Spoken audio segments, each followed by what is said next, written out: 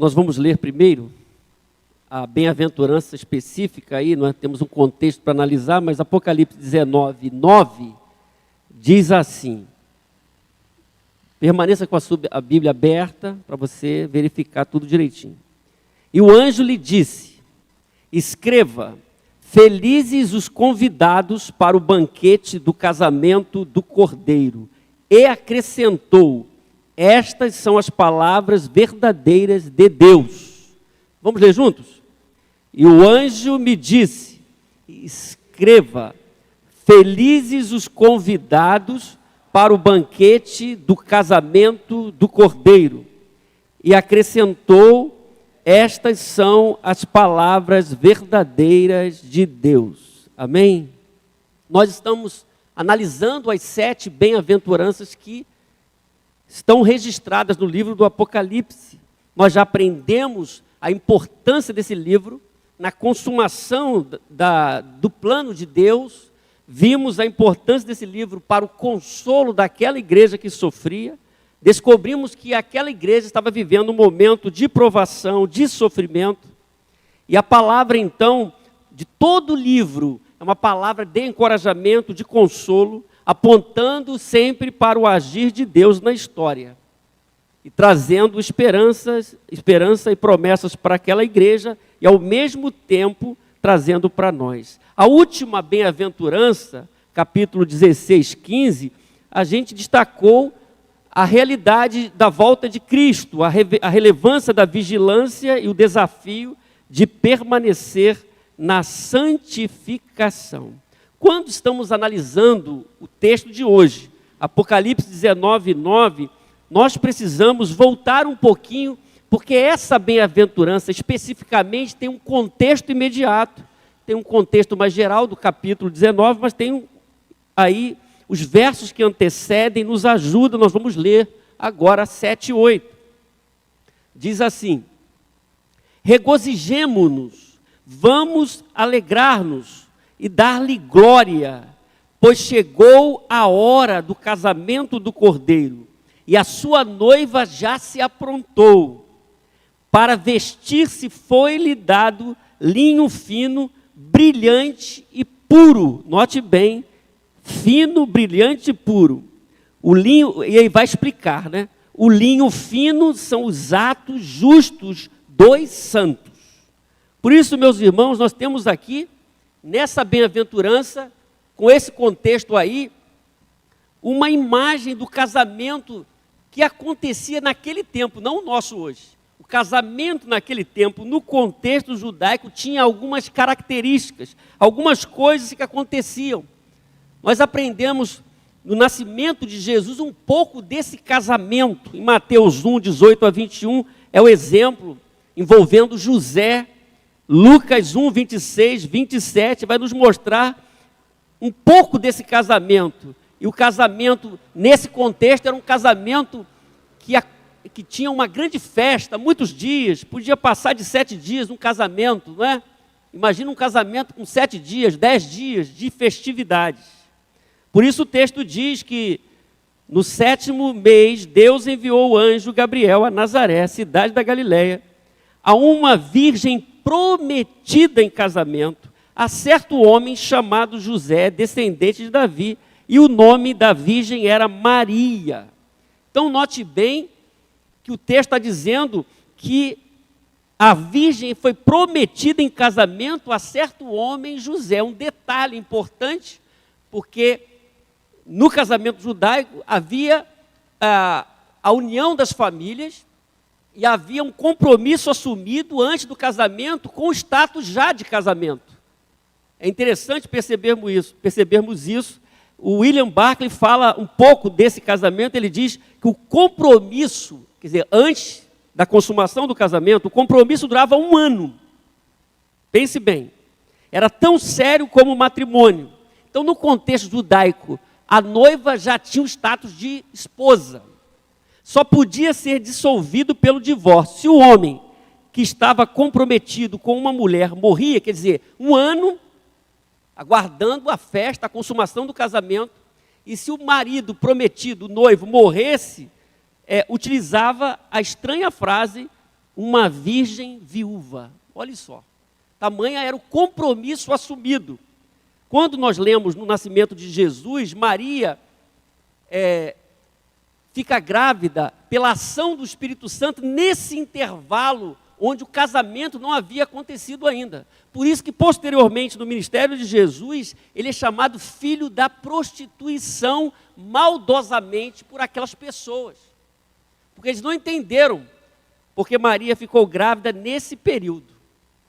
E isso foi, o anjo teve que aparecer para José para explicar, para não temer o plano de Deus ali. Por isso, quando nós estamos analisando 19:9, as bodas do Cordeiro, nós devemos entender essa imagem do casamento, essa imagem que João está trazendo, e essa imagem tem a ver com Jesus e tem a ver com a igreja. Eu queria convidar então você a ler mais uma vez comigo. E o anjo me disse, vamos juntos? Escreva, felizes os convidados para o banquete do casamento do Cordeiro. E acrescentou, estas são as palavras verdadeiras de Deus.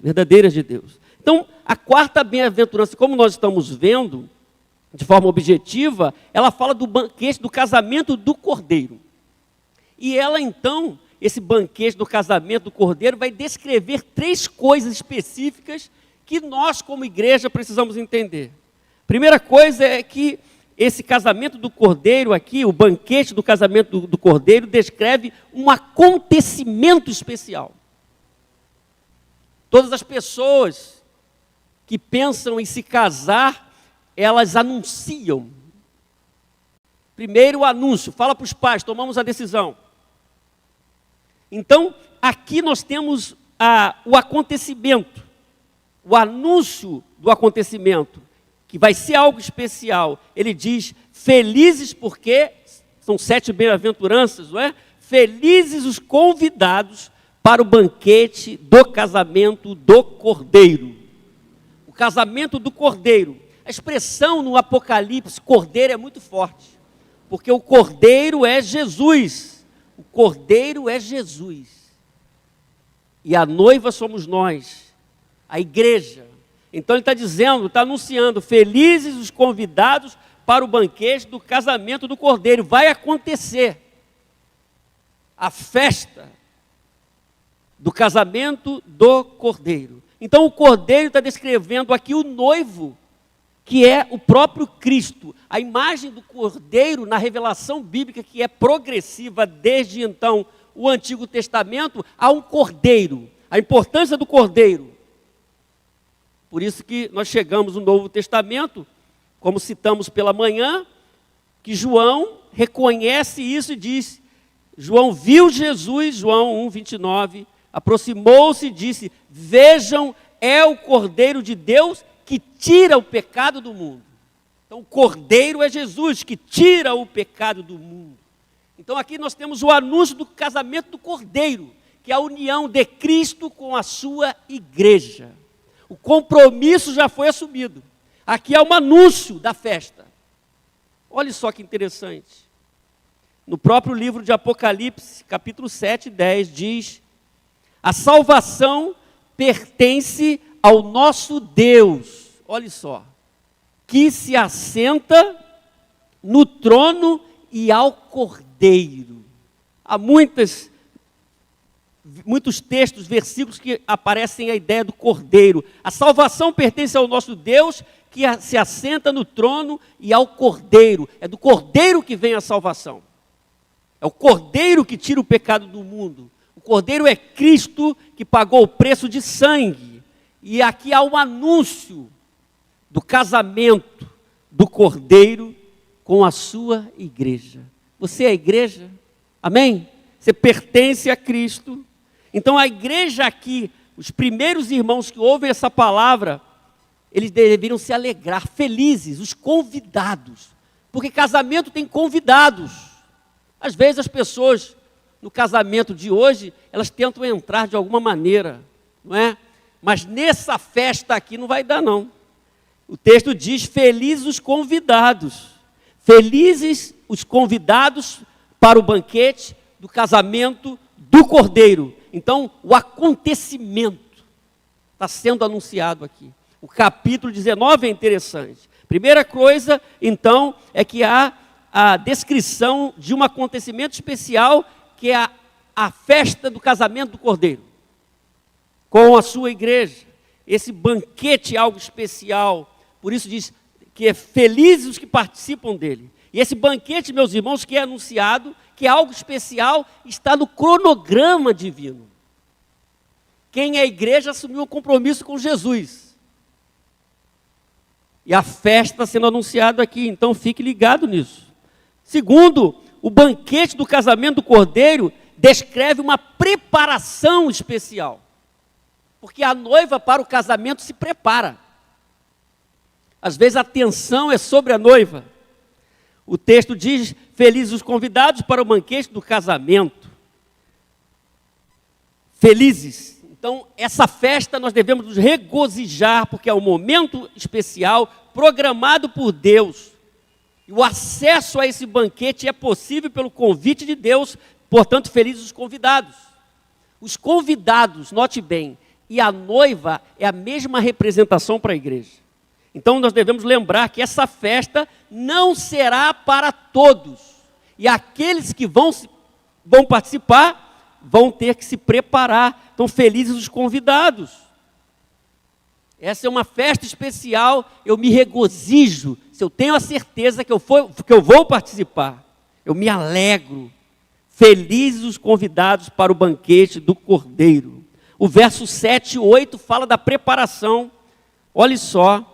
Para vestir-se, foi-lhe dado linho fino. A noiva não se vestiu, foi dada a ela uma vestimenta. Isso é importante aqui. Foi dada a ela uma vestimenta. Ela não escolheu a vestimenta. Foi dada a ela, foi-lhe dado linho fino, brilhante e puro. E diz, o linho fino são os atos justos dos santos. Note bem, ela deveria se preparar. E nesse preparo, ela tinha que se vestir de linho fino, brilhante e puro.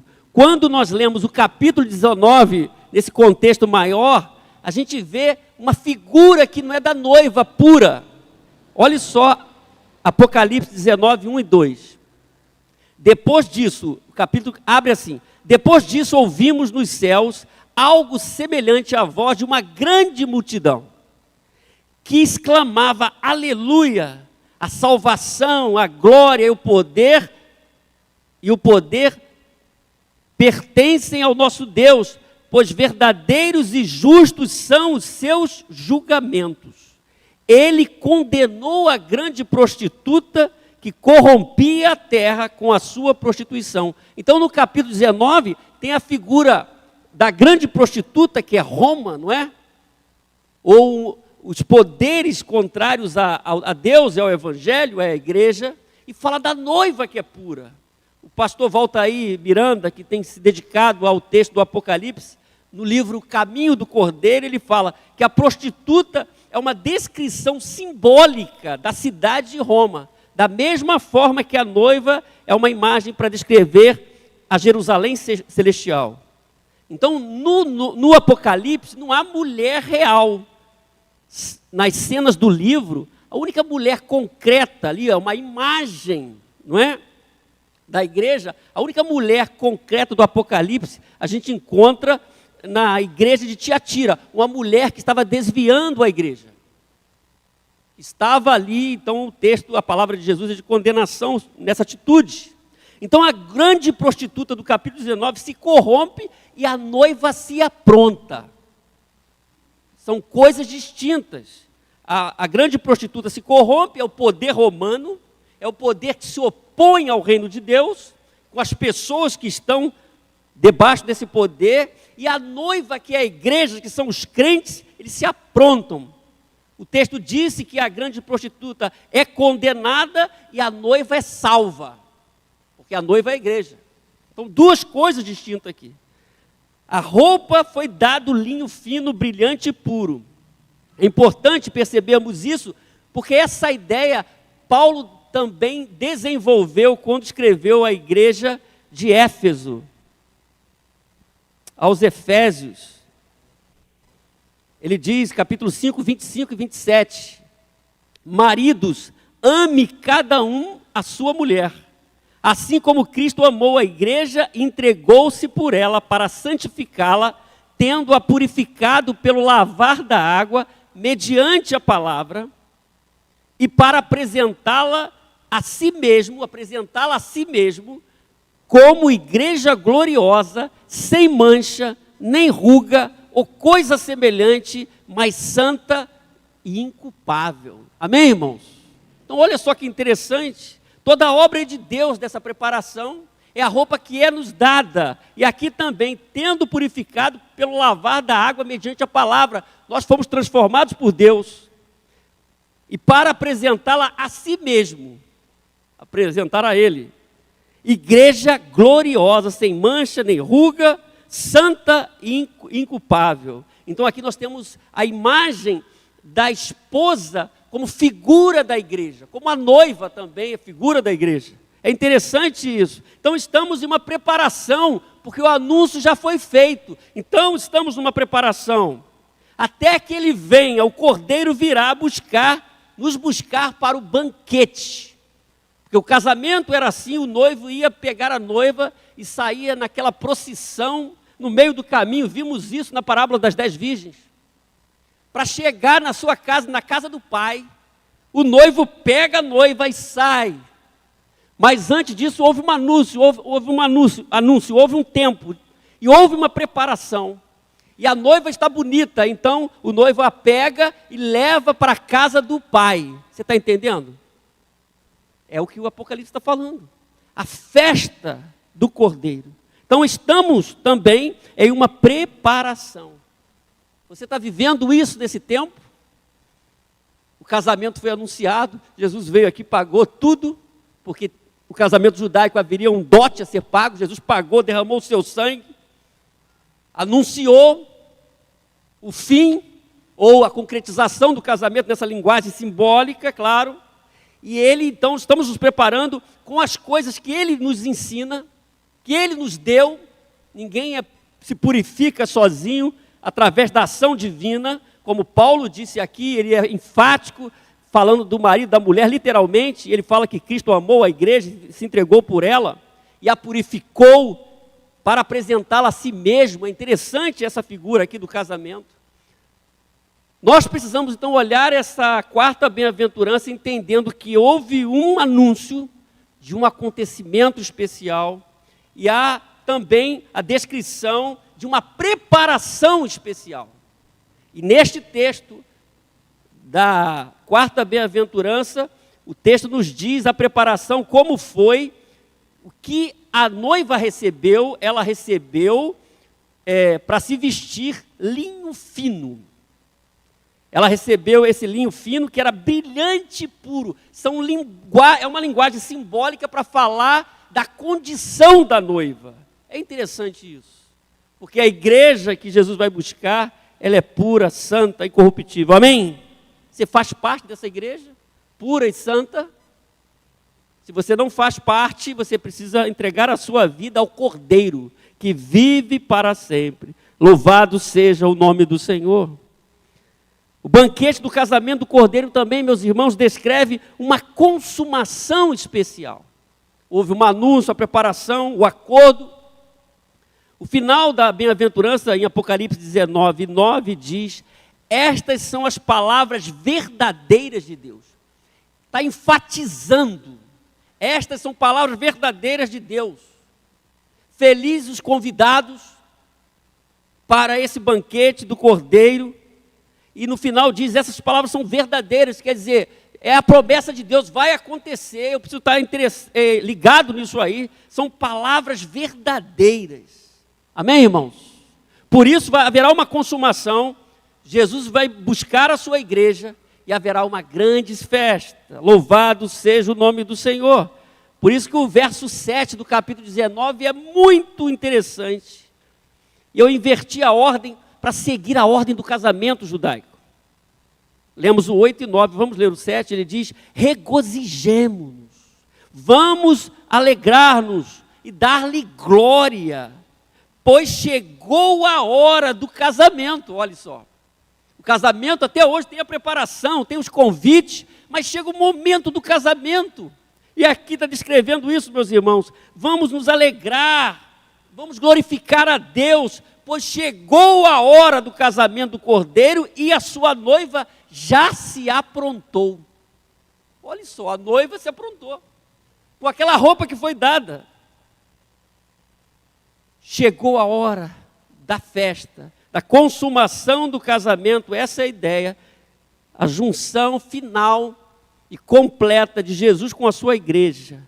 Essa imagem a gente vê em Mateus 25, na parábola das 10 virgens também. Então, o procedimento nos casamentos era isso. O noivo pegava a noiva, trazia consigo a procissão e todo mundo ficava vendo e chegava na casa do pai. Ali haveria festa, é a consumação do casamento. Então, eu estou aguardando com expectativa isso. Você está aguardando com expectativa? Eu vou participar do banquete com o Cordeiro, nessa festa maravilhosa, porque eu sou a igreja, pertenço à igreja. Você tem essa expectativa hoje? Porque o texto diz para a gente se alegrar. O verso 9 diz felizes. O texto diz para a gente se alegrar, se regozijar. A canção que nós cantamos aqui fala que o mundo não alimenta muito a gente, as pessoas tentam, mas não encontram. Nós só encontramos sentido em Deus. E tem gente também que se alegra com pouca coisa. A Bíblia, meus irmãos, está nos chamando à adoração, ao reconhecimento, como diz o verso 7, de regozijo, de alegria, porque a hora do casamento chegou, ou vai chegar, com o Cordeiro. Essa expectativa que a gente tem que ter. Às vezes, as pessoas vão vivendo hoje, suas vidas espirituais, e elas vão perdendo muita coisa. Elas vão se acostumando com as coisas. E elas vão se acostumando até com a dinâmica da comunidade da fé, e vai ficando mecânico aquilo ali. E vai acontecendo, não é? E não há uma expectativa, regozijo, alegria, diz o texto, porque chegou a hora do casamento do Cordeiro e a sua noiva já se aprontou. Quer dizer, isso mostra um tempo do planejamento, do tudo que vai acontecer e o momento certo. Por isso, essa bem-aventurança também descreve essa consumação especial, o momento do casamento. Pois chegou a hora, e vai chegar a hora do casamento do Cordeiro e a sua noiva, que já se aprontou. Amém, irmãos? Louvado seja Deus por isso, porque nós estamos aguardando e temos essa expectativa. Que expectativa você tem criado? Você vai celebrar no final com o Cordeiro de Deus? Você está entendendo que está debaixo da promessa de Deus? Porque aqui o 19:9 diz que felizes são os convidados. Significa que algumas pessoas vão ficar de fora. Nem todos participarão do casamento, do banquete com o Cordeiro. Felizes os convidados. Então, se eu sou convidado, se eu pertenço à igreja, eu tenho que me alegrar, não me entristecer. Imagina uma igreja que está perdendo gente, o pai morreu, o outro foi queimado vivo, o outro foi morto à espada, perseguição. Por isso que é bem-aventurança. Quarta fala isso, felizes os convidados. Vocês estão sofrendo agora, mas haverá um momento de júbilo na presença do Cordeiro e para sempre com o Cordeiro. Então eu estou aguardando com expectativa. Se eu vivo debaixo da promessa de Deus, eu estou aguardando com expectativa. Como você está vivendo? Você tem essa expectativa dentro da ordem de Deus, do planejamento de Deus. Há um anúncio de uma grande celebração, ao preparo e à consumação, quando Jesus voltar. É o momento que é descrito ali. Chegou a hora. Não é a hora que eu penso, não é a hora relógio, é a hora de Deus, é o tempo certo de Deus. O que eu preciso entender agora, se eu sou noiva, pertenço à noiva, sou a igreja, pertenço à igreja, eu tenho que olhar para a minha condição. Como que eu estou fazendo, como que eu estou andando, porque o texto diz, felizes os convidados para esse banquete. Não são todos, felizes os convidados. Amém, irmãos?